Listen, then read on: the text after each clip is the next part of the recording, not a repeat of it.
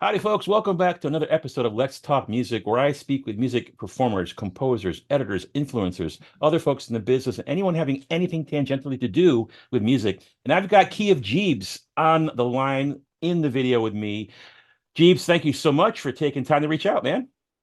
Thank you very much. I was blown away at one of the presentations you just made about composing and AI and stuff, and we're in the thick of it. So I listened to your whole video. I found it tremendously, a lot of empathy, a lot of feeling for the younger composers, but also a little bit of salt and pepper what the future Yeah, looked like. So I reached out. Plus your background with all those instruments, I said, well, this guy knows a little something, something. they're real for So sure. Well, let me tell I the reached audience out to you. about you. I mean, so Jeeves has a long history in music. He's a third generation composer. His dad and his uncle have an incredibly absurd bio with the biggest names in the industry. I mean, I'll probably post links in the description. That's how the kids do it, they say. But you were doing TV music back in the 80s and 90s, and then in 2001 you kind of changed and moved out to Maui, and you do a bunch of neat music stuff, and you've got a great rich musical background. And I'm glad that my video touched you because music is a passion to you like it is to me. Um, Yeah. and I think that, technological change, regardless of industry, always has impact. It makes waves, it creates fear, it creates anger. And so you reached out saying, "Hey man, I like what you said. Let's chat." I'm like, freaking let's do it. So where do you want to start with this conversation? I think that was a very good intro, very, very super short and sweet and cool. I live on the island of Oahu, though, Mhm. but I'm way in the urban side of the island of Oahu, so I'm not in the little bit of the cement jungle of Waikiki. But um, when I was listening to your video, there has been a lot of posts that have come through my browser that composers are very concerned about AI. There's one gentleman that I enjoy listening to his music. I mean, his posts. He specializes, I think, in helping composers get information about licensing, sync, master, Hmm. mechanicals, etc. And I'm at I'm at the other end of my career rainbow, and I don't have a dog in the hunt per se to be concerned about what tomorrow looks like for me as a composer as much as it is. I think where both you and I fit in at our age, experience and wisdom is like, how can we take what we know through experience of watching technological change, especially living from the 70s, 80s, Hmm. 90s through to where we are today? How do we take what we've learned from those changes and now we become these little Obi-Wan Kenobi types? We're in Yeah. our little cave of happiness, and this is what we have to say to maybe just sprinkle the better options of possibilities in the salad bar of what the future might look like, so that these younger composers and artists can choose from a Right. possible new path that could come from technology. That was a lot of words, but that's what you brought onto me with your Oh, I'm video. glad I inspired you. I love it. Yeah, there's a lot. I mean, we're both passionate musicians. We've been lifelong musicians. I knew when I was a little toddler that music was my life, and that's what I wanted to do. I never had any question or doubt. And when I got to college, and it was very, very competitive, and I was humbled my first semester. I'm like, a lot of my friends that were there, like they freaked and they too much pressure, they quit. I can't. Oh my God, I was the best where I grew up, and now I'm just at the bottom of the ladder. And I'm like, well, yeah, I'm right there with you right now, bro. But I moved across the country to go here, and I'm going to be successful. I'm not quitting. I just never doubted that I was going to continue. So I bring that story up because not every person has the mentality, the psyche to participate long term in the music creation world. You've got to be able to take rejection, handle competition, accept feedback, accept new challenges. And this AI music thing is definitely a huge challenge. It's going to disrupt lots. So Yeah. I think there's a lot of fear out there, a lot of anger, a lot of stress. Like you said, you don't have a dog in the hunt. I do. I actually got into the sync music game probably 7, 8 years ago. Got serious about 6 years ago, and I'm doing this to generate a second stream of income. And it's difficult. I've got about 1,500 tracks in libraries registered today, which is a Wow. lot. That's a ton of music. You wrote 1,500 tracks in 6, 7 years? Yeah, I do about 250 a year roughly. What all this year slowing down. So yeah. But Wow, okay. That's but crazy. I'm mostly an instrumentalist, not a singer. So mad Right, props to the folks that do vocals because you got to write lyrics and record a voice. right, And right. but yeah, I do tend to crank out lots of stuff. Uh and I want to continue doing that. I hope to be writing music to the day I die. Hopefully that's not next Thursday. But it's an important thing to me. And I saw this technology happening, and the way I've told it other folks in person, I remember being in graduate school in the mid '90s at Texas A&M, and I quit my day job. My wife quit her teaching job so I can go get my MBA because I had been a musician for a long time, working in corporate America, working for a big accounting firm at the time, and they as a contractor, and they wouldn't hire me full time. And I finally asked the managing partner in Las Colinas, north of Dallas, said, "Bill, why won't you guys hire me?" He's like, "Paul, I'm going to be honest. You've been great for 2 years, but you've got a music degree. You might as well have a criminal record on your resume. We can't hire you with a music degree." Yes, yes.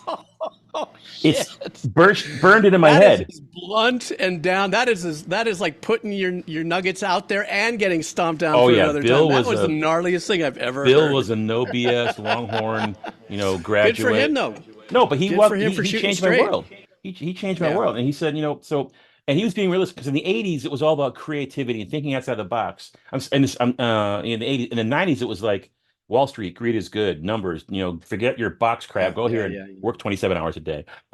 So he snapped my world bubble, and I said, okay, great. I'm gonna quit this job. I'm gonna apply to college.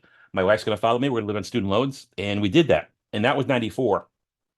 What happened in '94? The first web browser was released, Mozilla 1.0. And so I'm in graduate school at Texas A&M University, a major university with incredibly solid internet connectivity, unlimited access 24/7. And I see this gray page with the blue words on it. You can click on it. It takes you to a new page. And I'm like, that's kind of cool. I'm like, this is kind of, it's not just inside, it's the world. And I recognized right away there's a paradigm shift happening. And so I'm in grad school at the time. And while doing my MBA stuff, I was building web pages and learning HTML and things of that sort. So when I graduated in '96 with the MBA, I actually got a technology job as a webmaster because of that. So and we all know the dot-com boom happened to change the world. Yeah. And now fast forward 30, 40 years, and well, in fact, go to the '90s now. While I was there, another epiphany happened. I watched Toy Story, the first Toy Story that came out. And I Classic. before grad school, I was a graphic artist. And so I'm watching this movie, and I remember seeing the water dripping down the glass during a rainstorm, and Woody looking in the chrome, or Buzz looking in the chrome reflection. Now we take that for granted today, but 1994, '95, whichever year that was like jaw-dropping. It's the only movie I've ever seen twice in the theater the same week, opening week. And because it hit Wow. me from the creative side. Again, this is creative. Oh my God, you can do that with computer graphics. It was a jaw-dropping paradigm shift. And so I call that now the Toy Story moment. Fast forward to last month, April of 2024, and I saw Suno, my cat's name is Sumo, saw Suno.com, and then saw Udio.com. I tried out both, and my jaw dropped. I'm like, I was messing around with AI a year ago, and it was obviously AI generated. You could tell we're both trained musicians. You pick it up right away.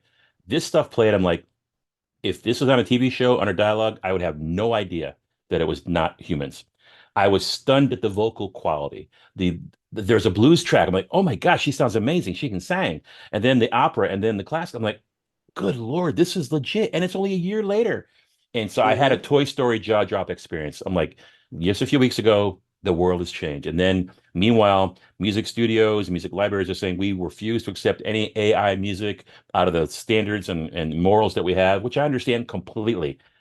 But now it's getting to the point, how will you know? Unless you require your composers to tell you up front, if you can't hear the difference, does it really matter?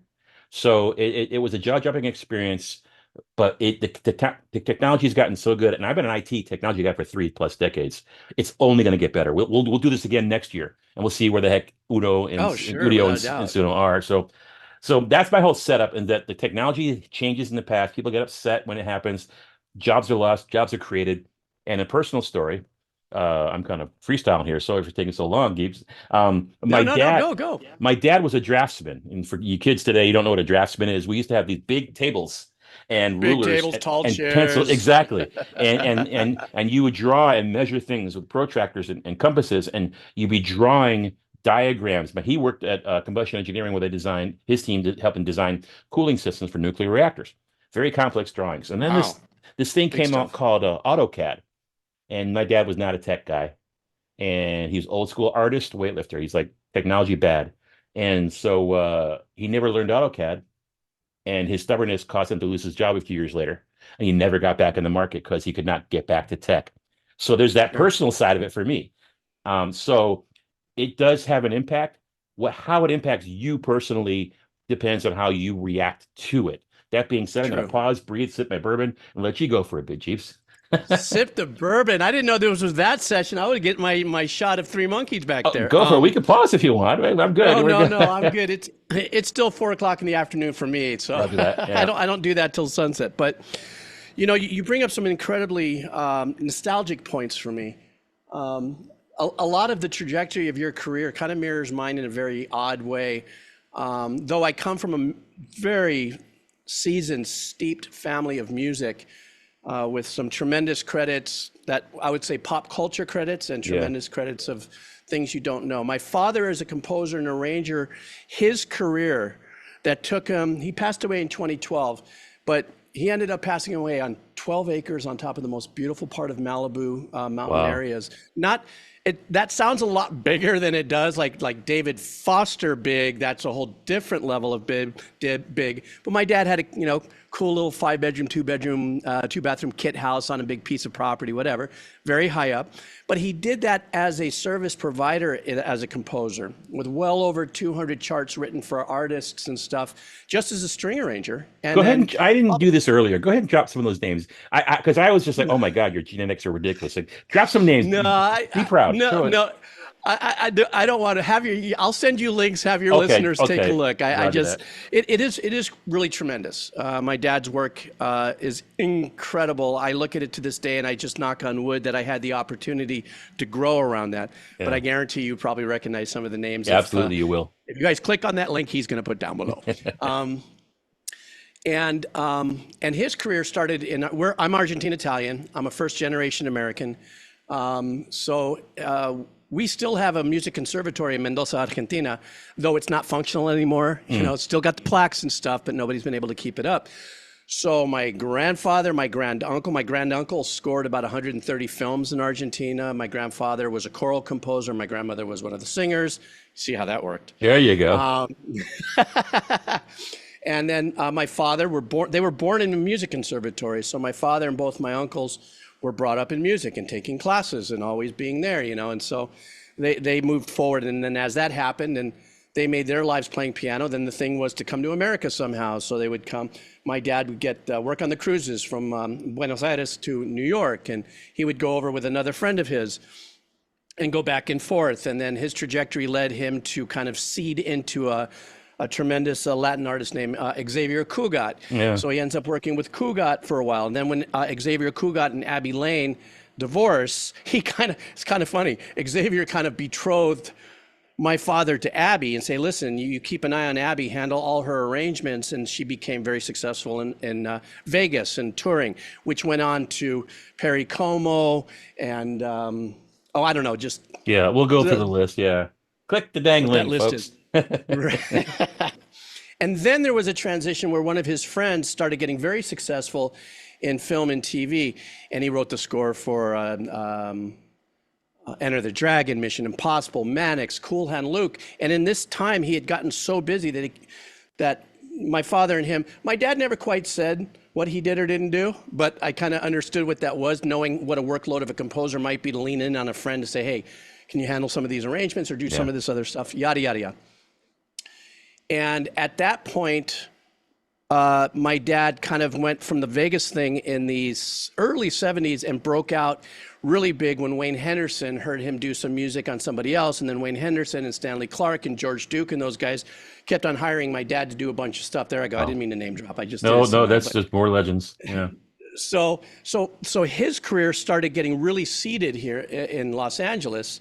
At that time, we lived in Sherman Oaks, and then there was that little circle of people in the Sherman Oaks area where even though my dad's thing was he didn't speak English well, so he was very kind of laid back, but his music spoke louder than his ability to schmooze and party and network. But yet he still was always asked, oh, can you do a string? And then his life, like in the late 70s, boom. from Michael Jackson to Sinead O'Connor to Toby Keith, you name it, he was on. He was everywhere, but just very like, oh, okay, I'll do this. Bye, the check clears. I'll see you later. It wasn't about the parties. It wasn't about that. He Yeah. was just like, oh my God. Every time, like when towards the end of his life, when I would spend more time with him at the sessions for learning reasons and also just to be there for my dad as he was getting a little older, he was always so humbled. Like, why do they call me? And I'm so excited. And it's like, I go, Dad, just enjoy your property, Yeah. enjoy There you your go. view. And he did, and he enjoyed it till he passed away, and he made it an incredible living on music. But he was a service provider, and how I'm going to sew this into what you were saying about AI Yeah. Yeah. is something that I want to bring up here for the future of what composers may be looking into. One of the most incredible lessons I learned from my father was back in the day in Los Angeles. It was I think the local 47, right? So you were part of the local.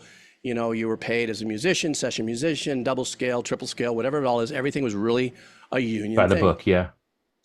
All of a sudden, the DX7 shows up, Mm. TR-808 shows up, the Lindrum shows up, and all of a sudden, you're starting to hear these underpinnings of like, oh no, this album just did the whole bass with this synth bass thing, and then all of a sudden, those changes were happening. You had musicians whose bread and butter was being a session bass player or whatever, or even my dad going, they're horrible sounding strings. But it seems like the record companies and the audience at large don't really have a problem that it's not that They good don't. sounding. They don't. And this is going to play into our AI conversation. Yeah. So the first thing my dad did, though, is when the DX7 and the Juno 108 and all that, because my uncle was in a band called Caldera, which was a jazz Latin fusion band in the Okay. 70s. And he already had the OB8, he had the Mini Moog. That was that era of Weather Report and stuff where they were already doing synths, laying on synth lead lines and stuff with their very unique sounds and stuff. So what happened is that when the synth started to make a presence in pop culture music, my dad says, oh, yeah, this might be a problem. He went to Yamaha and he was introduced to some people. He came back with 2 DX7s. Ha! And he started loading up his studio with all these little bits and pieces. Now that's where I kind of came in the 70s. Now I'm into my late teens, mid-teens, and I'm a little nerdy. I did take many years of music because, well, that's what my dad. What you Here's did, guitar, yeah. here's violin, here's the bass, here's the drums, here's classical guitar. So I was like, okay, let's go. But the geekiness in me was about the connectivity of it all. So once the MIDI and all of this and all of that and all of this came together, and now all of a sudden these keyboards MIDI together and all that. That's where I was watching how my dad was approaching the changes, considering he's a pencil to paper guy. And even though my dad's career, all the way up till about 2 years before he passed away, which would have been 2012, was still based on the organic composition of strings for live sessions, you'd be surprised how many times he got hired to actually do strings on the keyboard, because it was about the creativity of what my dad delivered as an arranger, albeit crappy Juno, strings, Juno 106, or what was the strings, or DX7 this, or whatever. It was his ability to be able to create in a particular way when they said, well, we don't have a budget for this, but George, can you do this? Yeah, okay, no problem. Yeah. And then his technology went all the way till he passed away. He was running Sibelius, Cubase. We started and we grew with the Atari 1040 ST and the Mark of the Unicorn and all these things. I used to play Pong and write music on this. And then so technologically, my dad and I followed step with everything that was going on. Then I went into the engineering world in the North Hollywood area, Studio Sound, Jenna Foodie, all kinds of places out there where I was just engineering, still working on the organic signal flow, learning from engineers and stuff and how to do things, and meeting all these great musicians that I had no idea were out there. But still yet, all of a sudden, wow, what's this D50? Oh, a D550, modules, this, that, and the other thing, so on and so forth. The growth continued. And my dad was always the first one on the curve, even though he really didn't use it as much as, let's say, composers did, who were striving to be digital composers. And then it was a palatable change on how the industry was shifting. The people who ordered the music, the record companies, the directors of movies, TV and stuff. You remember when Harold Faltermeyer won the Academy Award for Beverly Hills Cop? I think it was the Academy Award, I'm not sure. Yeah, I think so. I think that was a very, and then he went on to do Fletch. Now, that was some pretty groundbreaking craziness in the world of composers in that time because it was still about orchestrating, conducting big Right. pieces of work. But now they were honoring a composer who was able to do a great body of work. I still love that work. I'm not elitist about it, you know, that whole thing. But yet that was the big whoa. Yeah. Vangelis, what was his name? The Chariots of Fire. Yeah. Vangelis. Yeah. Yeah. You know, all of that started changing. Jan Hammer, all of that stuff started to change and stuff. And it was a wake up for a lot of composers who were old school to go either flex or fart, you Yeah. know, kind of a thing. And even though my dad was not really fond, this will really crack you up. My dad was not necessarily fond of the digital, what was happening, but because of the world he was in, he was getting the latest samples and Hmm. stuff to play with his stuff. And my dad would do all these arrangements for all of these artists on the computer and a sequencer, you know, on the 1040. Then he would write the parts down. Nice. You know, he'd be right, look, play, look, write the parts down. First copyist, Yeah. because he hated the first iteration of Sibelius and all that, and he didn't feel it. But yet he still used technology as to lower the barrier of entry for what he did as a living, so that when people started showing up with files that were now on the floppy drives, Hmm. you know, my dad was like, "Yeah, I got you." Or if he didn't get me, he'd say, "Yeah, I got you," and then he'd go, "Geebz, can you come on over? I need a little help setting this up for this, you know, blah Yeah. blah blah blah." And I said, "Yeah, great, no problem." And he never did audio in. He only used it as triggering, doing MIDI, Hmm. crappy, you know, Right. whatever outboard gear there was, you know, for oboes and bassoons and clarinets and strings or Right. whatever. The Kurzweil stuff he liked a bit for the time. He would do all his work on the computer and then turn around, like I said earlier, and write it on paper because it made sense to him. He wanted to feel it. He wrote it on paper. I have a great picture somewhere of him and I doing some work in like 2007 where he's still I'm Yeah. helping him with the computer, but he's still writing it all on paper. That's also for his copyist. Bill Hughes was Okay. his copyist for many, many, many, many years, and still had to go to session, right? Because at least the artists in the 2000s forward, the ones he was still working with, still had enough. The record companies had not quite collapsed that idea of going, "Oh my God, a live string session for 4 songs is going to set us back 25 grand." But for some of the name artists that my dad worked with, that was like, "Okay, no problem. Yeah. Let's do It's it. in the Let's do budget. it. Let's Yeah. do it." Right. And so now here we are, 15 years past my dad passing. I'm still composing. I don't know how. I don't Hmm. know why. But I still have 3 publishers that hire me 3 or 4 times a year. And when I used to do maybe 100 tracks a year, it definitely has cut back, maybe 30 tracks now, 20, 30 tracks, and the money isn't what it used to be. Right. But these publishers, they pay me up front, I do my job, they just know I deliver. Yeah. And, you know, that's an important thing that I think the composers now, as we start to kind of glide into current composers, what they may be, you know, how they think about approaching the business, is your ability to deliver if somebody hires you. That's extremely important. Also deliver what they want.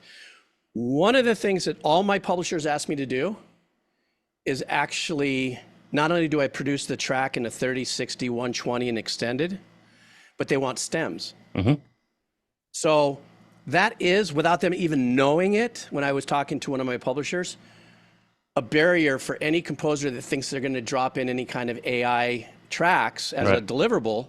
They can't, because an AI track isn't going to give you the stems, you know, isn't going to give you just the drums, just the bass lines, just this, because some of the clients that he has like to assemble, which is a really funny thing, because for the last 15 years I've been delivering stems, and I say, "Hey, so-and-so, so if this guy takes this track and this track and this track and he puts it out like this, and, you know, what if he says it's his and then he files publishing on it?" And he goes, "Yeah, that's a possibility. But I work with NBC, CBS, ABC, Fox. These people don't want the headache and the hassle. Right. That's why they have a budget. I just want to make sure that I've got what they need, Right. because I got to be a one-stop.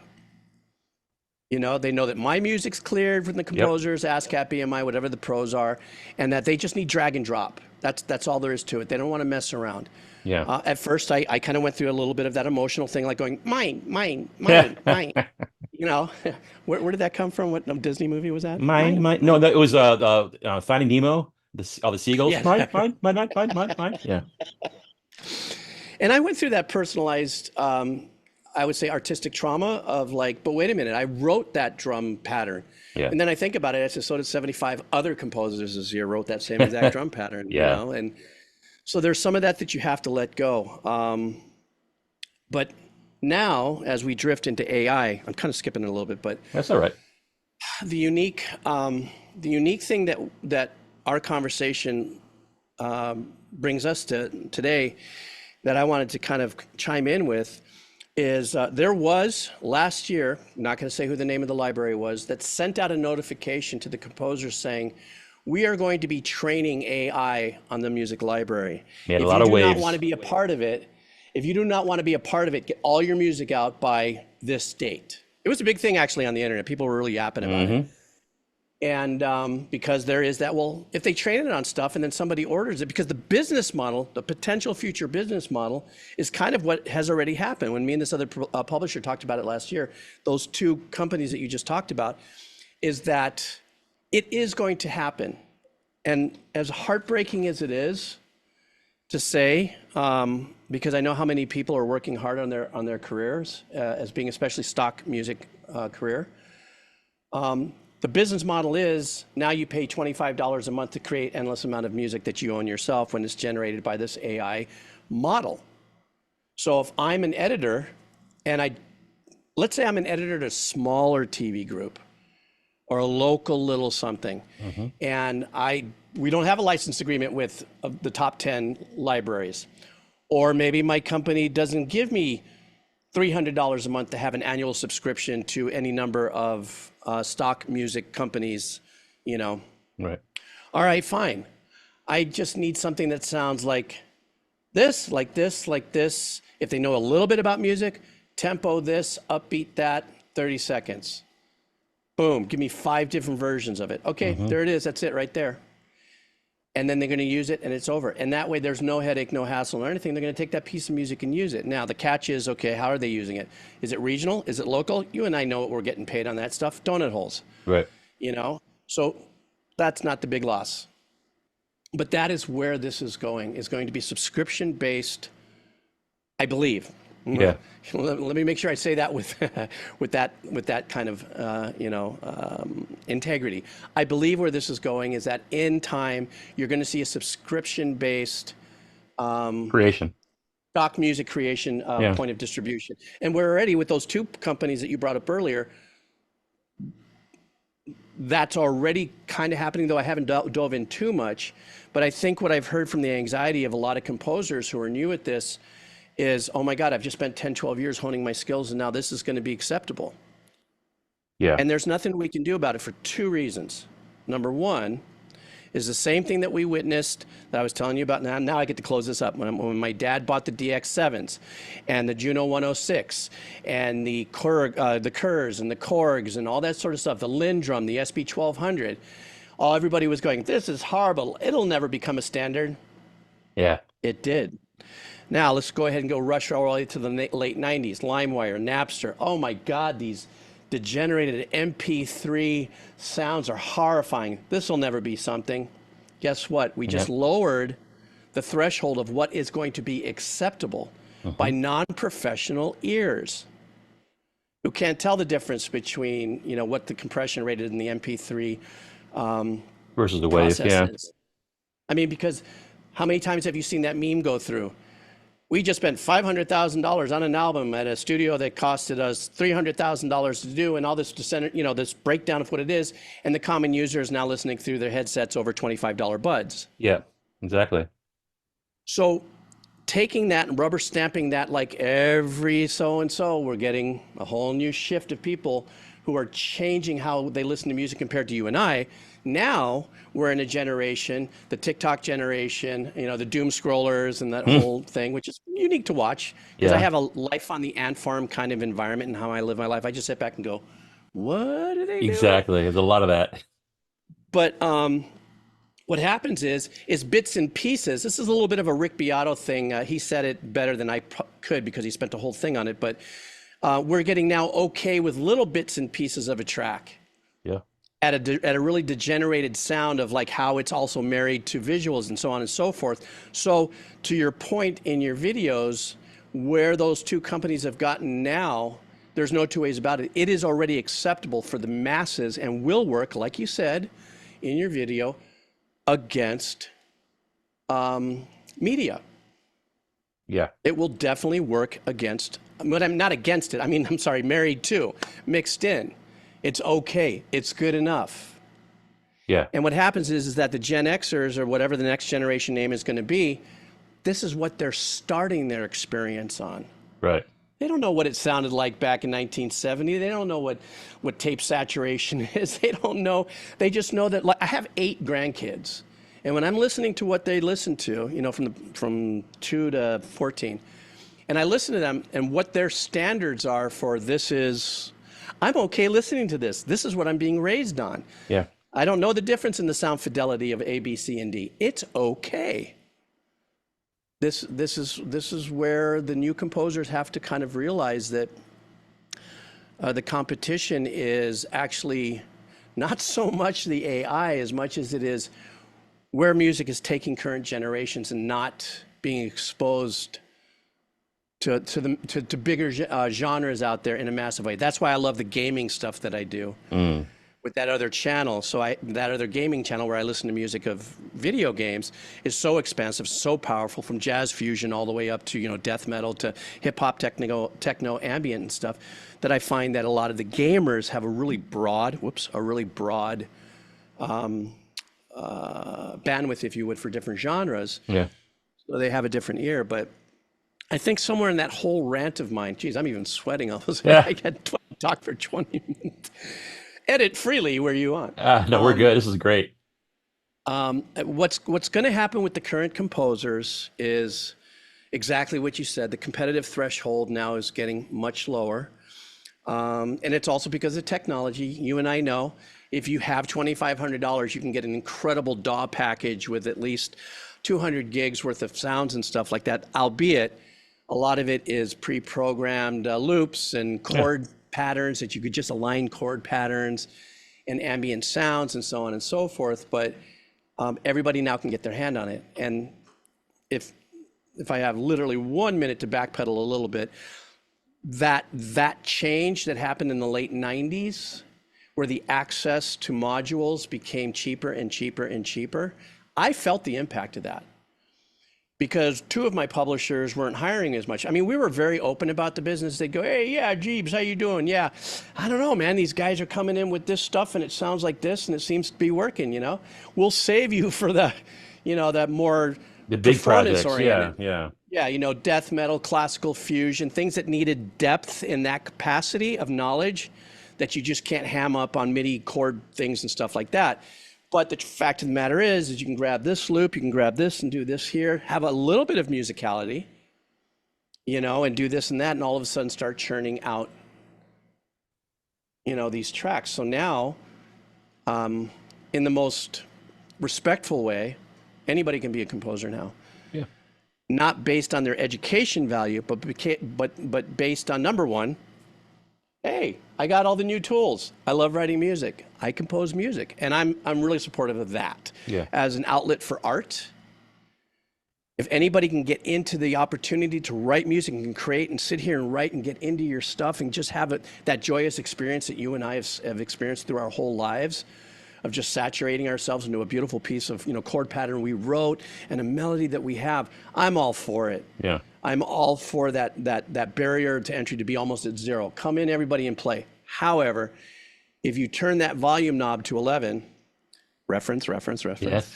and you want to get into it competitively and for money, okay, we're going to have another conversation about that. And I don't mean that in a snarky way when I just laugh saying, okay. Yeah. It's more like when you take what you love to do and when you're so passionate about it and you cross over into, now I have the potential to make a living, you are now going to have to marry a very unique blend of emotions of creativity and professionalism and understand your business model. Mm-hmm. And I think a lot of younger composers are still working on that, you know, hence a lot of the frustration that's happening out there. And plus the saturation of stock music websites. it's just mind numbing, and it's good stuff too. Yeah. I have a subscription to a company for graphic imagery and stuff that I do on the side. But when I listen to what's available to me musically, I have to say, as an old fart composer, I sometimes sit back and go, "Damn, I'm glad I didn't get into the business now because Yeah. it is so tremendous and it's so well engineered and so professional, and a lot of it's really melodic, and a lot. I'm like going, oh my gosh, there's so much talent out there." It's a crazy, crazy world right now for those that want to make money in music. And there's so many aspects. I was furiously writing notes, as the Oh, things I wanted to bring up here, and because I still have these thing sorry. called pencil. Kids, this is called a pencil. Plug for me plug for Don't. I'm sorry. I almost started choking on my water. You have to get me an AED and clear me to get me back. I'm sorry, my bad. So yeah, plug for Oh, that Master was Writer great. pencils. But anyway, Good. but I don't get any royalties. I just love these pencils. But anyway, so there's different aspects of this whole trauma and shockwave, the ripples in the pond right now, per se. There's different categories of people, there's different categories of concern. You got your artists and you got your composers, and composers are more artisan versus artist. You said something earlier that I wrote down. We got to give the client what they want. Put the ego aside, give them what they need. You used it in reference to stems, but I give my clients, a mood. I'm a one-stop guy, and my tagline is creating grooves, setting moods, one-stop music. That's good. And when send something to a client, I'll send maybe a few tracks just to say, hey, is this the direction you want? They'll give me some feedback. I'm not offended by feedback. They'll say that's good. These didn't like that one. Go this direction. You make your changes. Yes, sir. Yes, ma'am. Because you are my client. If I'm at a wedding playing saxophone in a band and it's the bride's first dance and we're doing what's new, and I'm not going to show my Michael Brecker, John Coltrane chops during the solo. I'm going to lay back and be traditional to the style because it's her moment, not mine. Great description. Thank you. So there's different categories. So all these emotions hitting the internet this month or so, there's different perspectives. There's folks that say they're stomping their feet and AI is never going to replace artists. People always want live music. Of course, who said it was going to?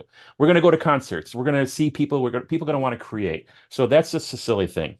AI will cull the herd of composers, especially low-hanging fruit. And so one of the things I say, and I'll repeat again, if your music can be replaced by AI, maybe your music's not that good, or it's so easy. I mean, the bar is high, and that's a trigger alert. Sorry, That's kids. well said. I know Um, that's gonna be comments in your that's chapter. fine. That's how we did it on my channel instead of yours. So it's I'm sorry, but that's just how it is. Like Rick Piatto, I saw a video with him yesterday, and I wrote it down. He said, "People won't care if it's AI if they like the song." And he's right. Rick is I love Rick. And Full but he's right. stop. They won't care. They don't know who made it. They know whether or not they like it. Now, there's so many avenues we can go down. We may need to have a separate conversation about this, but there's so That's many fine. avenues in that people are getting hung up on how the product is created, the input versus the output. The end result, if you're on the business side as a writer for sync or film or whatever, what does it sound like? Does it make your client happy? That's fine. As a creator, mine. I wrote this. It's my lyrics. It's my story. It's my chord progression. And so we're not trying to replace artists. I don't think that's going to happen. But also, lots of people like lots of crappy music. I think there was a quote, it was either Ringo or John Lennon back in the day about, people say that you're average musicians, you're not really great. One of them admitted, yeah, we're just kind of average musicians, but I guess the world likes average music. And I can't find the quote. If I can, I'll link it. But the sentiment was, we don't need to be, Stradivarius, playing, amazing players. We create what people want to hear. And so every decade, new technology comes out. You did a wonderful walkthrough of history. I had a DX, I had a 106. I know I love those old synths. I wish I never got rid of that 106. Right. But I've got great emulation of it today, though. But uh, the technology changes and you get used to it. Your dad was using the DX7 FM strings to do stuff, but he used it to get work. The tools were making his job easier. He leveraged the tools instead of being replaced by the tool. Oh my God, these strings are horrible. I'm not going to write music anymore. He didn't say that. And people are saying, "Well, man, I'm getting depressed. This stuff sounds so good. Why should I write music?" Hmm. Well, why are you writing it now? why does a machine make you want to quit? If you are going to stop creating, maybe it's not as important to you as you're making it out to be. In a world of foam coverings and bubble wrap everywhere, everyone gets a trophy. Maybe you're not, it's not as special to you and doesn't merit your angst. It's, people concerned, well, if you make AI music, they're not going to think it's your music. I'm like, I don't care. I know what my music is. Are my clients happy? Do they like what I wrote? If you hear my recordings, all my recordings on Spotify, every single one was written for TV. It's not how I perform as a musician or artist. It's written for TV because most of my libraries publish out on Spotify. I don't care if you think it was made by AI versus my 4 decades and 4 years in college and my awards and my experience and all that crap. I don't care what your opinion is as to who made it. I know I made it, and that's all that matters to me. People get too hung up on music. There's a lot of crappy music out there. There's a lot of good music. People really put stuff on pedestals that they love. Oh, God, I love that song so much. But when you look at why, it has nothing to do with the music. Maybe it was that song brings back a memory of their first kiss at summer camp when they were 13 or whatever. Like, Soundtrack of life. exactly. Oh, bingo, great phrase. There's so Jay Giles, my playgirl, my playmate is a centerfold. What my girlfriend is a centerfold. Whatever the song that was. That song is in my head forever because I was in a really bad car accident with my girlfriend in high school. She was driving, we got T-boned, and thank God she had one of those old station wagons with the frame between the front door and back door because we got hit right on that. Swished the car. My face hit the window. It was blood, screaming, and all this crap. When the car finally stopped and all that metal and glass stopped breaking, the only thing that worked in that car was the radio, and the Jay Giles band was playing. So that song is burned into my brain as that So you're memory. waiting for the ambulance or the fire say, well, Yeah, yeah. And so, I mean, yeah. So people get attached for a variety of reasons to songs that have nothing to do with the quality. Now, and so there's the emotional aspect. Oh, that reminds me of my grandpa playing the guitar out by the camper when we go on road trips. Or that reminds me Ooh, about this or that or the other thing. Or my dad used to listen to that all the time on Sundays. That's great. It has nothing to do with the quality of music. It may have been crap music, but it brings a positive memory. So there's that emotional aspect. Then there's other folks that like love music or think a song is great because the video is cool. We saw the birth of MTV in 1980, 81. And yeah, so right. songs started hitting the charts not because it was good music, but because it had great video editing and it got better and better. So people like music for lots of different reasons. The quality of the music often doesn't matter. And then you'll hear people say, oh, AI, it's generating a bunch of soulless, tripe, mundane, useless. I'm like, bro, fire up Spotify, turn on Sirius, grab your radio. There's a bunch of that out there already. I learned yesterday, I was doing some research for one of my next videos. I've been saying that roughly 80,000 tracks get uploaded every day. I was off. It's now 120,000 tracks uploaded every day. That's a track, 1.3 track every second. So in 2 seconds, three tracks are uploaded. I mean, so don't come at me about dilution of the market. The market is saturated already. How many beat makers are there at BeatStars and elsewhere? How many drone makers are there thanks to Omnisphere and other fantastic software tools? Pushing a button down for 2.5 minutes, and then going back and doing a second patch and layering the two. You're not a composer. But did you create a patch or a track that someone wants to put in their documentary or their science fiction film? So Yeah, there's so many layers, and I've got the ADD kicking in fully right now is where we can go, but there's a lot that's of okay. emotion around there. Looking at my Well, notes for, go ahead, I chime do in. want to chime in on one thing really quick. The the hard separation is the being the truth to yourself as an artist, as an individual that gets moved by the work that you put out. Even if it is just a note on Omnisphere, some really nice little patches and stuff. Yeah, you as a composer, you sit there, you feel it, you love it. It is a part of your expression that's coming outward, or something that you're playing here is triggering something here to make you feel what you feel: enraged, joy, happy. But you're writing it and you're creating it, and there's a unique attachment to that because you're creating your own soundtrack of life. That when you know as well as I do, you listen to some of the music we've written maybe in the 80s or in the 90s or in my case in the 70s. Boom, I'm teleported into Bingo. Yep. in that point and everything like that. Um, I am one of those guys where because I listen, like the Decomposer Lounge was an accident. My daughter was saying, "Hey, they call me Abba. Abba, they're doing all these things on YouTube where people listen to music and give an opinion." I go, "What the hell's that?" And Yeah. so then I looked at it and I went, "Oh, all right. Well, let me choose one." And I happened to choose Tool Tool Sober Live. released the Yeah. Kraken. Yeah, you went crazy on that. Yeah, and I was just like, "Wow, this is great." And then I ended up having fun, and then most of 10,000 subs, 8,000 subs, and all that. And then all of a sudden, still towards the end of the COVID thing, so there were still a lot more people home. But I drifted into many different genres. Now my channel's pretty much dead. I mean, I still have my viewers, but as far as growth, because all kinds of changes on YouTube, Yeah. or it's just boring old stuff. It's the same stuff I do all the time. But I'm okay Yeah. because my livelihood is not attached to the business model of being a YouTube creator. It was a nice little gap. It's been really fun. It's expanded my ear Yeah. on my journey. Took me to the video game experience, and then I played my first video game last year, Minecraft. Now I've done about 8 or 9. I love it. I'm having a blast. I'm growing up. I'm an old kid. But my appreciation had really changed when all of a sudden I was listening to music. People were saying, "Listen to this," and I'm going, "Oh my!" At first, I was a little like, "Wow, this like death metal scream music and stuff," and I realized at that point that may not have been my cup of tea, though I could pull some really great things in it, like, wow, that great engineering on this, or Hmm. unique way that they're playing their riffs like this, or the tones of the guitars are changing. I couldn't understand anything that the lead performer was saying, but I did realize and really dug into something my dad had said about the deep appreciations for people's ability to create. That might not be my cup of tea, and I don't know what they're angry about or what they're singing, but these people sat down and put their blood, sweat, and tears into it, and this is their expression of their lives and stuff. Now, what I had said earlier, taking that now and monetizing it is where you start getting salt in the open wounds with experiences, people's opinions, and so on and so forth. But to close, what I was saying is that, albeit even if it is Omnisphere holding down that chord, yes, of course, that's okay. You can get a little lost in that one, chordal, beautiful pad, and you can just Hmm. sit there and you evoke these things, and then you lay a couple of other things in it.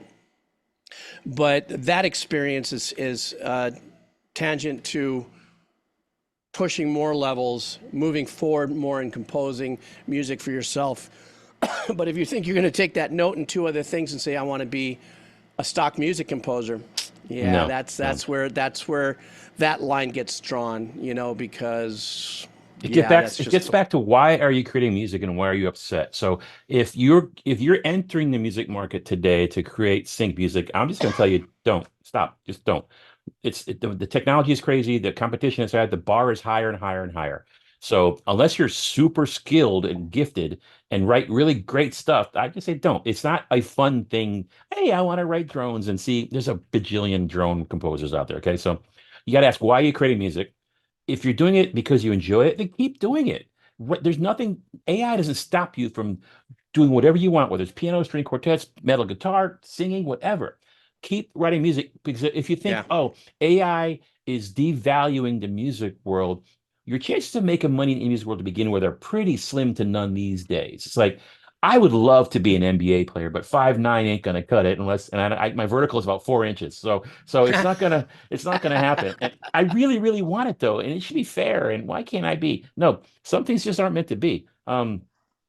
So look at why you're creating the music and don't let the business world take your joy away. I've mentored kids for years and I've said in music and business, and I've said, guys, take it from me and many of my peers, find a job that can fund your passion. Don't use your passion to fund your life because the odds are really, really slim that you're going to be able to do that. Okay. Very well said. That was And very well said. I've heard that, and I've been saying that for 15 years. And then it's the same thing. I mean, if you look at what are the odds of a high school athlete making the pros, whether it's baseball, football, basketball, it's next to nothing. You've got millions of athletes.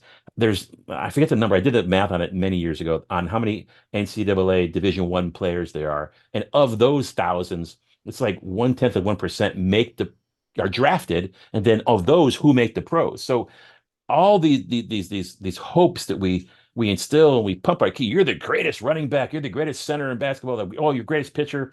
You build these kids up, and then the overwhelming majority end up shattered, and their dream is gone, and they have no way to make a living because they're so invested in that. So yeah, I'm trying to set expectations and say, guys, if you're starting this out, just stop. It's first of all, it's difficult. Number two, it's a multi-year trip to get revenue. When you put a track in a library, if it gets placed that week, you're going to get paid 9, 12 months later, unless there's an upfront money. Yeah. And you know that. So there's so many aspects to this. One thing that someone said in a comment I wanted to get your feedback on is I'm going to read it here. AI can't create profound music. I don't really buy that because how do you define profound? You answered it perfectly. I had nothing else I was going to expand on. Is that Ah, what is your definition of profound, really, truly? That's where it becomes us as artists. We, you, me, all these young composers that are having this conversation, we are artists. yeah, And we have set our creative destinies, per se, based on the likes and the influences of what the past was that's influencing what we love. So this is a conversation where I've actually had in the 80s in engineering and stuff, when engineering was changing, and I was doing a session with Roger Nichols back in the day, and I think it was oh God, I forgot who the artist was. Doesn't matter. And we were talking about the changing of technology in engineering. This is hmm when one of the studios I worked in the 80s was one of the very first studios in the West Coast to bring in a Trident Diane, which was the very first crossover of digital and analog in mixing and a console and stuff. And it had its problems and it almost broke the studio financially, but they were able to pull it around. But everybody was having these meetings about it's not going to be as pure and the signal flow is going to be. But that is what I call our internal conversation. hmm So if 1 million composers get together and we all talk and we all commiserate with change and everything, and we all have our little sub-cycles of conversations, that's 1 million composers. That's a lot. There are 8 billion people in this world. It's not a lot. right, right, And that plays into that same thing on like who determines what is good music, what is not good music. The end user could care less how music's made. right. The end user just had a shitty day and just wants to drive home and get distracted. And whether he's going to turn on or she's going to turn on Coltrane or Britney Spears, it doesn't matter because to them that is what is soothing Yeah, their, they their, don't care how it's their made; they care how it makes them feel. But we as creators, we're involved in that conversation and it is very passionate and I'm Hmm very empathic to that and I understand that. I think it's the grandfather in me as well. Yeah, And wanting to nurture still that creative, please go out and make music, write music, sing, be everything you want. In the instance though that we're having the conversation of AI as an infiltrator into a business model, look, compared to you, you've written pretty fast, but I've got about 4,400 tracks around the world in different various libraries. I've had my stuff placed everywhere at one point or another. yeah, I get my quarterlies right now. Maybe it pays 1 month of the mortgage yeah, or it gets me a couple new surfboards and stuff. And I am entrenched in some pretty decent sized libraries. yeah, And what I noticed, just as my own personal takeaway, is that number one, some of the music that's still getting licensed out is stuff I turned in 1995, 6, 7, 8, yeah. compared to the newer stuff I'm writing. Now, you know why? Because when the publishers are asking me to write newer stuff, they want me to say, they're going, can you make it sound like hmm today's new thing is this? The truth be told, a lot of the stuff that's getting licensed is stuff that I did 20, 30 years ago because it's a little more authentic, hmm bluesy, slow hands, Stevie Ray Vaughan style or Steve Vai style, depending on how I played it, or if it's, Amadeus style, classic, hmm hybrid, whatever. It's the older stuff that's getting licensed out more than the newer stuff, but you still yet my royalties are getting smaller and smaller and smaller. And as a professional, the one thing I want to really bring into this conversation is one of the things my father taught me, albeit he was very successful in his career, that's because he was in the crossover from the 40s to the 90s. He was able hmm to do what he did and really entrenched himself well.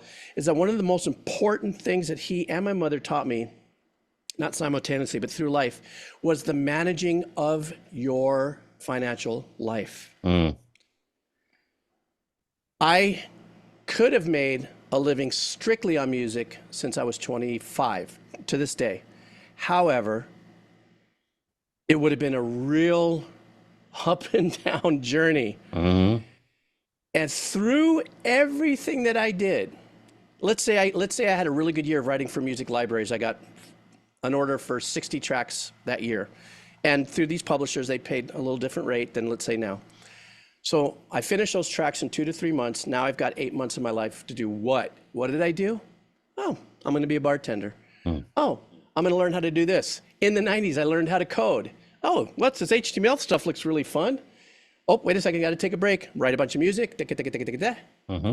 so on and so forth. Never bought a house, never bought a car off of my music and stuff like that. In other words, I did not try to match my income to the front load of what the impression I would be making as a composer. Yeah. I did that once, and I almost got in a little trouble in the mid 80s. But then after that, when I was able to cycle back my career, well, I get this check and I'm like, oh, I just did, 4 Dirt Devil commercials in the 90s that have national, global, oh, look at these checks. I'll buy some new tires for the truck, my Bronco, buy a new surfboard instead of going and buying a Mercedes or a house or something. Put it in the bank. You have to understand. You have to understand what your business is about. My dad used to joke. He used to say, you're only good as your last $1 million job. Huh. That was not what he made. It was just, it's an industry joke. But the irony to that is one of these younger composers who's focusing on their master sync licensing career posted a video about 3 weeks ago saying he's so excited because he got this really great placement. Then 2 weeks later, he goes, well, now what? That is our business. You hit that high, you might get 6 weeks, 14 weeks, a cycle of royalties, depending on what it is. Yeah. But every composer that I know, even a few composers that came from the world of Disney TV, don't make money anymore the way they used to. Yeah. Every composer I know that I used to get a little bit of a grind from some of my composer friends in Studio City, Sherman Oaks, where I lived and had a studio, because, well, you're taking jobs away from us. I go, why? Well, because you're writing for music libraries. I'm writing for music libraries because there's a call for it. These companies don't have enough money to hire a composer for something custom, or the promo departments at the TV aren't going to keep hiring a composer. What do you think? There's a staff composer that's going to write for all this? This is the niche that I feel. Yeah. Though they kind of gave me a little bit of shit for that, we were still all friends. Each one of those composers are no longer composers. They're carpenters, there's music teachers, they're jiu-jitsu teachers, they're everything. Their careers are done. They focused on one thing. They wanted to get one thing. They didn't expand their portfolio. I've done a little film. I've done a little TV. I've done a shit ton of library music. I was like, oh my God, this is great. Base income. And then I went out and did other things. That time that it freed me up with, if I bought a house and had a $10,000 a month nut, I'd be way stressed. Yeah. I was able to manage my life in the nomadic way I wanted. Now, for those who've already been married and have kids, that might not be the same story. But for really young composers, it is so important that you manage your day-to-day existence and your finances. If you can manage that, and let's say you're making $2,000 or $3,000 a month just off of music, you have a really good chance to buy time as a composer to pay, let's say, the most basic bills, so that you could do something else in your life. Because it's not going to be the end game. Your music is not going to be the only thing you ever do in your life. But you're crushing dreams. I want to make $1 million writing for film. I'm like, guys, that's great. And go. If that's the line you want to stay in, and if you declare that, I stand behind you. I really do. I'm not going to sit here and say that you're not going to make it, because some of them will. Some will. And it's kind of like the analogy you used about sports. For as many people that make it up to the top tier professional levels, or even A leagues, or the leagues in various, there's always going to be a success story. There's always going to be that person that makes it. Well, if he made it or she made it, I can. And I say, if you want to hang that brass ring out there, go for it with everything you've got. Seriously, believe in it. Just live your life in the present. Yes. Don't live your life in the dreamscape of the future. Right now, you got to pay bills. Right now, you got to do this. Mm-hmm. As you work on your career, I was a bartender for 10 years of my music career. It was great. I worked at a restaurant called Michelli's in Studio City, across from Universal Studios, and all the directors and stuff were there. But I worked for a great family, and every time I had to go do a movie or a big project, they go, oh yeah, go ahead, see you later. Then I go right back to the bar and pour drinks, except, well, it's great and it's easy to get the directors to come on over and have a drink, and here's a slice of pizza. Yeah. But I had no shame. I mean, I may have just made bazooka money on a national campaign where I could sit there and go, what am I going to do for the next 3 or 4 months while I wait for my next job? No, what did I do? I'm having fun. I'm going to go. I went and became a bartender. And for 10 years, even though that last 4 years of those 10 years were years where I could have just gone, I don't even need to be doing, I loved Yeah. it. Social, interaction, networking. And it helped me. There were times where I didn't get work for 6, 7, 8, 9 months. I'm like, a little Mm. scary here, Yeah. and then, Yeah. and that's subsidized. But it was because my lifestyle was manageable. And I didn't buy the fast cars. I didn't buy the, you know, big fat house somewhere. And I didn't do that. I was like, I'm cool. But the sacrifice was I never got married and I never had kids. So can't write a book about it, but I chose my life path. And I believe a lot of that has to do with why my career was what it was. Just like my father, nobody knew his name. Yeah, you see the credits, that's a little stuff. His money wasn't extraordinary, but it was enough just to keep. And I saw my dad stare out of the window many times after gigs and go, I wonder if this is the last one. Yeah. I wonder if this is the last one. I wonder if this is the last one. But the phone kept ringing and he was lucky and he was very grateful Yeah. for his That's an opportunities. And important word. so, Being grateful. Don't expect things to be given to you. We talk about is AI diluting the market and where are proper expectations. I mean, we've got people that most likely downloaded hundreds or thousands of illegal tracks from Napster 20, 30 years ago. And then they usually probably found some torrents and downloaded illegal copies of their DAW and their software libraries. And they're making music with all these things that they downloaded illegally. And now they're suddenly upset that AI is going to take their music royalties away when they're working. That's I find that well, you're somewhat really calling ironic. it deep, but there's a lot of truth in that, man. There's a lot of irony and hypocrisy out there. And then you mentioned that the progression of technology, we went from having albums, double albums, and going to the record stores and reading the liner notes to CDs. And then instead of buying CDs, now they started releasing singles only. And then now we're looking at micro music, on social media and it's minute long or 30-second clips and listening through crappy little earbuds, The quality bar keeps going down while the expectation bar for revenue goes up. I don't understand how that logic You works. hit it.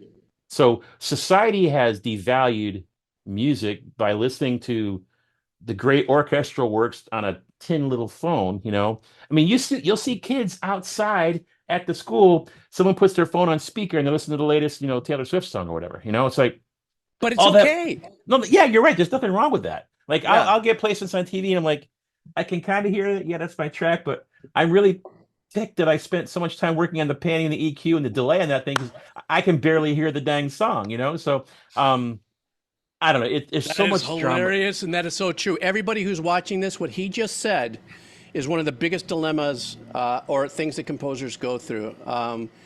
He and I both work so hard on this stuff, and it just went under a chase scene Uh, with explosion and all this Foley work and dialogue and screaming, and you realize the time that you took to get the wind section and the brass section in yep. this one area to work, and And the it's gone voice behind leading some was freaking beautiful. explosion. The counterpoint was amazing, and then you couldn't freaking hear And it. it's all gone behind one explosion Yes.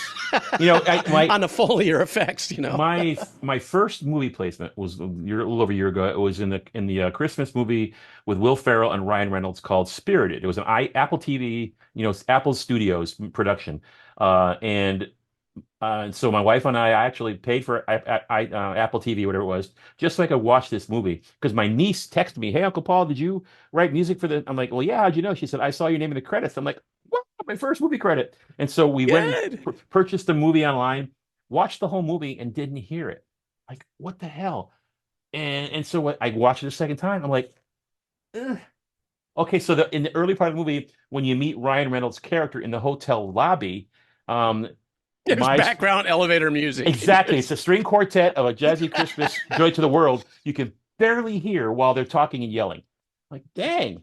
Yeah, So and that's why when I have on my gaming channel, and the listeners that come and hang out with me on that or on my Twitch channel is the same. Is I always reiterate, when you're listening, when they tell me to say, can you listen to something from Final Fantasy yeah. 14, this boss fight, which is absolutely tremendous piece of work.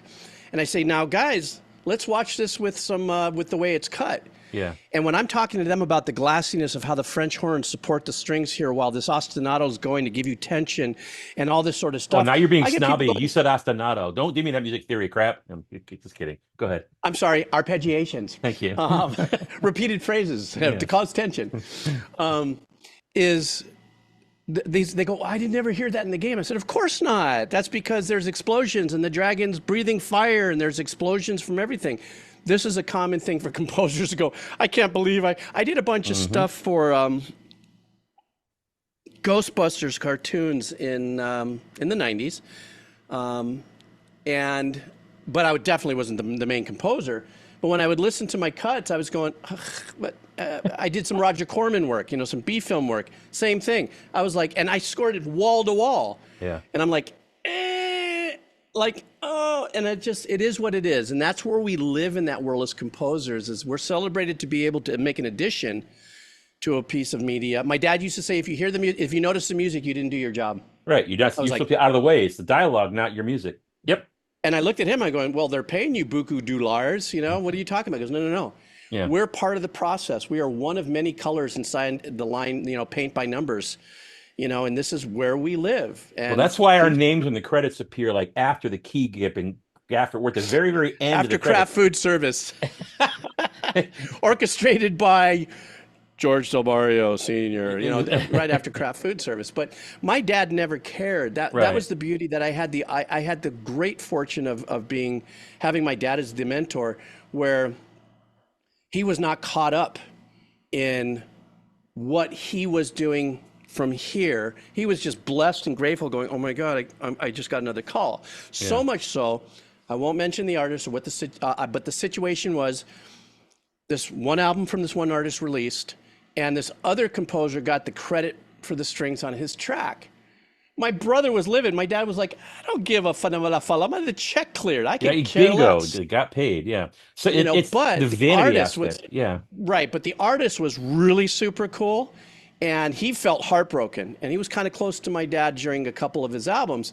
And so he took out a little, quarter truck panel in Billboard saying, I'd like to congratulate Jorge del Barrio for being the arranger on this song that just went #1 on something. And my dad was like, nice. Yeah, that's cool. There you go. A little bit. He was never attached to his music. He was blessed that he had the opportunity to do it. He understood where he fit in the world of music, which translated to me. I never wanted to be a composer. I'm about to say something that might piss some people off. Uh-oh. I never wanted to be a composer. I could care less. Remember when you said I left? I just left in like 1999, 2000, 2001. Yeah. My heart was not set on staying in Hollywood to become something more than I was. And though my wife and some of my closest friends, he goes, that's the reason why you've never made it, because you don't have that chutzpah or that thing to keep going. I said, I was like, I am so blessed and grateful to have this opportunity. Yeah. I would much rather have all these other composers submit to these projects that want that. I don't want that. I need it and pay a little rent if it comes. Yeah. But I did not want to stay. The last time I had a studio was right across from it's not there anymore, the Studio City Golf Course by like Whitsett and Ventura. I had a little studio there, and it was a schmooze fest. But I hated every bit of it. I play golf because my brother was a golf pro at that place at that time. So I'd meet all those directors and stuff like that, and I hated every bit of it because I felt like I'd say hi to this person or that person or this person, but I really didn't care about you and your life and stuff enough to want to say, hey, how are you? Wow, nice hair. Yeah. Hey, I saw you driving that new car and stuff. And that to me was Ass Kiss 101 that I failed constantly. So my whole thing was my move to Hawaii, here, where I live now, was based on the fact that I kind of saw the writing on the walls, how technology was changing. And I started bringing a laptop and a couple of little modules and stuff. And God, I was writing stuff on that. It was acceptable on a keyboard this big, and would mix on my headsets. And as technology changed, I said, you know what? I can work for these publishers anywhere in the world. I'm going to do it here. And then I made my transition to technology, not only in the music end of it, but HTML, HTM, and then Hmm. all of a sudden CMS platforms. And I opened up a marketing company that did focus on helping artists, but helping them build websites, best way to, index, get indexed by Google with keywords, da, da, da. And then I would take a break, write a bunch of music, and do this. And I felt like I wanted to step aside and get out of the way because I know that there was a ton of young composers that were just, they'll schmooze, let them do it. Yeah. I didn't want to be famous. I don't want to be famous. I don't need to make $1 million to make me happy. None of that stuff was stuck in my life's craw, if you would, to want to need to achieve and be successful that way. There's nothing wrong for people who do. Mine was just a little more humble. I want to surf. I write a little music. At the time, I met a wonderful lady. She had 2 daughters. I ended up being a dad, by default a stepfather, and the math is all off, but now I've got 8 grandkids. I'm the happiest I've ever been. A big percentage of that has come from my composition world, my writing and stuff. But I want to make way for, even if it's me, there's 3 times in the last year I was asked to submit for things. I went, nah. And I know that sounds really crappy, but I didn't want to, not because of the money or anything like that. It's just, I don't want the pressure, man. I don't Yeah. want directors calling me. I don't want to sit there and demand the deadline. That's the other thing too. A lot of young composers may not have experienced it yet. If you're doing library composition, that's a little different than like Right. saying, you got a film to score. Here's a short, here's a festival, here's this. Now you've got a lot of people in the mix and you have a lot of things. I'm just not down for the stress. I don't want that. So my life right now as a composer is relegated to, they call me, Geebz, we need 3 classical, pseudo-classical track in the era of Baroque. I need one Stevie Ray Vaughan that's kind of a slow hand vibe. I need this, I need this. And I'm really kind of that monkey with the big drum and the hi-hat going, Yeah. Yeah. and I'm just milling out music as a business model. And I think the only reason why I'm getting the work is because I'm not doing the kind of work that is not marinated. If I said that in a safe way. In other words, I'm writing music that I'm very comfortable writing. These publishers know it. Yeah. They give me 10 days to write 15 tracks. I might start it 2 weeks before I got to turn in Yeah. because I already know what I'm going to do. I've got it charted out in my head. But they're hiring or they're working with younger composers, and I'm going, go, man. Yeah. I'm done. I'm now a children's hospital entertainer. I've expanded my life into different things. That's why you see the puppets behind Right, me. You're right. probably going, that's a little off there. But I'm a ventriloquist. I specialize in going to hospitals to get the kids that have long-term or critical care needs and they can't go out in the lobby. So I go in with my healing dinosaurs and I do things there in the West Coast. And so I work at 3 different nonprofits. I do a bunch of stuff. And then occasionally I get a job order for music, but they're becoming less and less. But my passion was not, to be a successful composer. It was a gift that I nurtured and that I have taken. And for all the people that have asked me in the last 10 years to listen to their music and help it out, I'm like, buy me a cup of coffee. Let's go. What do you want to hear? Yeah. Here are my thoughts. Let's do that. I feel that that's the hat I love wearing, not the one that's going out there to be the successful composer. But, excuse me, when those younger composers come, I go, well, I can give you a little bit of my mana'o, which is a Hawaiian word for my Experience, knowledge, wisdom. my experience and wisdom, right? Exactly, Yeah. and I relish that more than getting a call from the publisher Yeah. because I want to be there for those composers that want that, and I want them to keep their dream. Though you and I give them a nice little dose of realism, going, it's gonna be, Set it's gonna expectations. be, yeah. I mean, my library got bought in 2005. When I knew what was happening in the internet, I knew what YouTube started creeping in on, like going, holy smokes. And this is now, I'm a seasoned library composer. I understand the business and everything. So I wrote about 75 tracks and opened up a little website called Dollar Tracks. Okay, there you go. $5 a license. Here you go. Here's this. Here you go. One of the publishers saw me do that. He was like, what the? I was going, I'm just having fun. And he bought it from me. The name, the library, gave me a nice chunk of cheese and says, get out of the business. Okay. Because I kind of had a sense of where this was going. And this is Pre Fiverr. 2005, 6. Yeah, Yeah. And so when I experienced stuff like that, I just realized that I never had the competitiveness to really be in this business. I was really blessed that a few publishers found me, and I was like, okay, I'll keep this nice and simple in my life. I'll just stay right here. This is what I do. And until they stop calling me, I'll be happy. When they start calling me, I read the book Moved My Cheese. If there's ever a book that I want every composer to read, it's Who Moved My Cheese. It's about your gut intuition. It's about understanding when change is going to happen. And I changed. Sniff and Now, scurry and hem and haw. him and haw, yes, sir.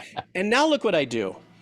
I have these YouTube channels, which you were successful, a few 100,000 here and so on, and Twitch and stuff. But now I talk about music, and I keep people pumped about the listeners and the composers that come in and ask me questions like, well, what's going on with the bass line there? Oh, well, that's without getting, Too snobby. elitist. Yeah.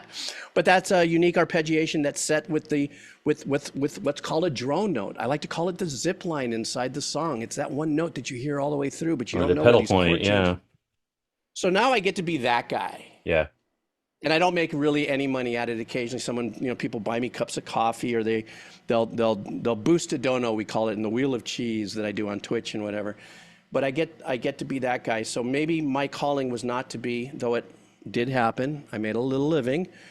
I feel that right now, like you, want to be that teacher, want to be able to help people understand and get to that next step, Absolutely. and That's something, like I'm not a reaction video guy. My daughter said I should. That's not my thing. But so what I've started doing is I'm taking tracks that are popular, and I really enjoy K-pop. My daughter loves it. I enjoy the massive amount of quality involved in K-pop, from the production, from dance, from the music, etc. yeah, it's And amazing. instead of doing reaction videos, I'm doing theory breakdowns, and I'll do a lead sheet, and I'll say, "Here's the main theme. Why does it sound that way?" Like there's a Baby Monster did a song called "Sheesh" recently, and it goes from D melodic to D Phrygian dominant, and I explain what that is. And now we're back to D prior minor. Why does that sound? This sound you hear, that sounds familiar. You hear that in trap music all the time. It's the flat two and the flat six, along with the flat three, and I put it up on screen, and I talk about song forms. So I am taking music and educating them about theory, but making it, accessible. There's a lot of folks out there that are intimidated by theory, and I'm thinking, why would you choose to be illiterate musically? You know, yeah, Right. it's like being proud of not being able to read. I can give a great speech, but I can't read. No, that's a tragedy. I feel the same way about music. You should learn music theory, notation, how it works. It'll just make your music creation better. So I'm trying to make music theory and musical concepts more accessible to the common person. As long at the end of the day, as long as you do music, you're getting joy out of music. Don't do anything to take the joy away. And so when I guess I might start wrapping it up. The time has flown, and my apologies to the audience. If you're still here, thank you. It's been a long chat. I love it I'm though. still here. Put that in the comments. I'm still here. Please do. But the whole point about, find out why you're pursuing, why are you writing music, and look at why are you upset about AI music. Kind of step back and think, what is it that's offending you? What is it you're concerned about? And really double click on that to figure out, is your frustration merited? Are you going to lose money? Are you working today and you might not be tomorrow? That's one category. Are you thinking about getting the business and now it's going to be harder? Sorry, it's always going to get harder. Okay. So, just look at why you're upset about this stuff. And there's many other facets that we haven't covered. We'll do that another time. But just look Sure. at what's the source of the angst? Is it merited, or is it just pride, ego, vanity, emotion, etc.? It's all going to be okay. If you love music, keep making music. No one's gonna stop you.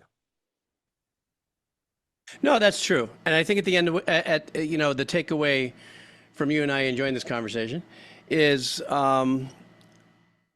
if you are writing music and you're emotionally concerned about AI, then you are truly an artist. Hmm. That's how I feel. If you're emotionally whipped up by this, you are truly an artist, no matter what it is. If you know 3 chords, 2 chords, 50 chords, doesn't matter to the style.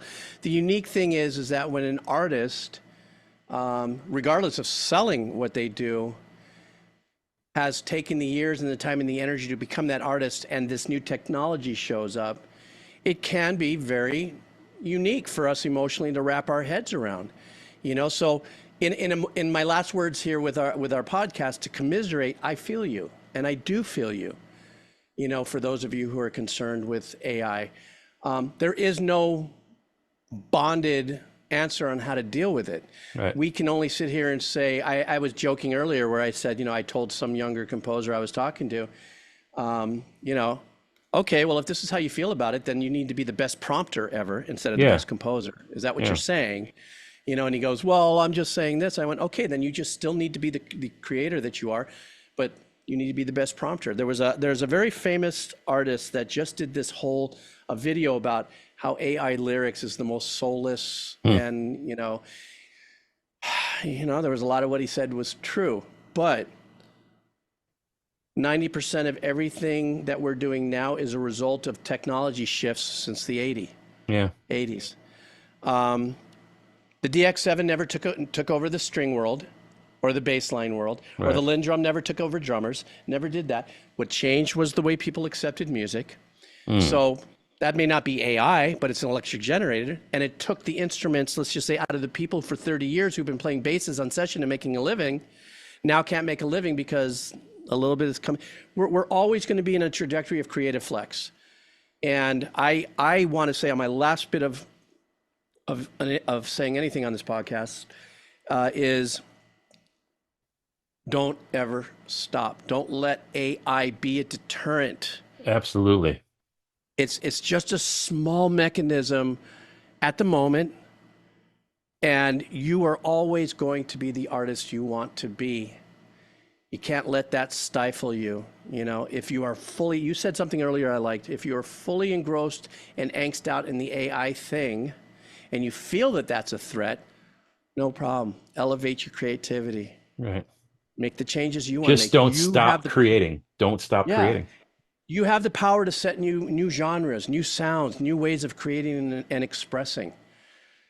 So please, please, please, please don't stop writing music. Right. Just the tough thing is when you decide to try to make money out of it or something, and you're focused on then that takes just another part of your being, because everything was talking about is what if AI does this? Okay, this is like so cheesy, poignant, Oh but no. the word if is right in the middle of the word life. Oh, Okay, whoa. There we and go. uh, and life is full of if. What Yeah. if my daughter has 2 kids and all of a sudden she has this weird pain in her side, and now she's 32 years old and she has stage 5 kidney failure and she has dialysis for the rest of her life? Yeah. That's the truth. That's a sad truth. What if? It's just life. We have to flex through it. Read Who Moved My Cheese. Yes, absolutely. Absolutely. Jeeves, this has been a blast. I'm so thankful that you reached out to me last week.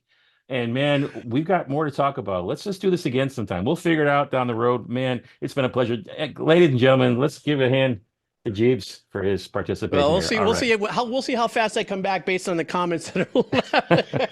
If you're still No, I here, let definitely us know in the comments. That's for dang Yeah, sure. I definitely look forward to coming back. Thank you so much for allowing me to have this conversation with you. I found it very, that first video, very thoughtful, very supportive, a lot of empathy with the commiseration, and that's what caused me to reach out. So thank you for that one video. Hey man, I appreciate it. That just makes me want to do more. So you have a fantastic day in the wonderful state of Hawaii, and we'll talk again soon. Everybody, thanks for watching. Go make something great. All right.